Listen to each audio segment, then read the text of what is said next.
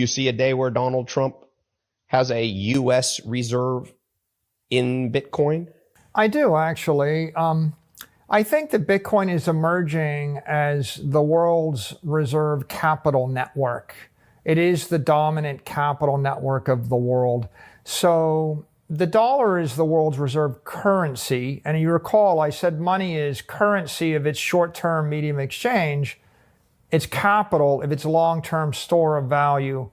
And if I wanted to send $1 billion from one point on the earth to the other, right? The choice is ship $1 billion of gold, move $1 billion building, or send Bitcoin, or send $1 billion of paintings.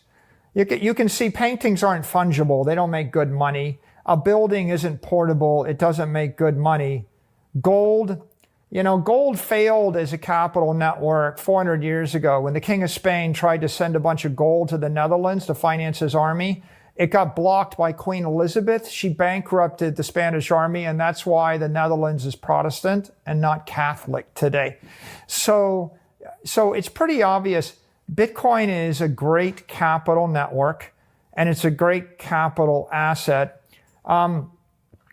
It makes sense for the U.S. to own it, because if the U.S. owns that capital network, then anybody that wants to sell their Russian real estate or their Chinese natural gas fields is going to buy Bitcoin. So if you know where everybody's going, if you know everybody in the rest of the world is going to Bitcoin, and if you know everybody in the 20th century is going to trade their 20th century assets for 21st century assets, you might as well buy a big chunk of the network so that when they get there, you're the beneficiary of it. And I think Trump is a pretty good business person, and this is an economic brilliant stroke. So I think that they get it, they understand it, and we will see the U.S.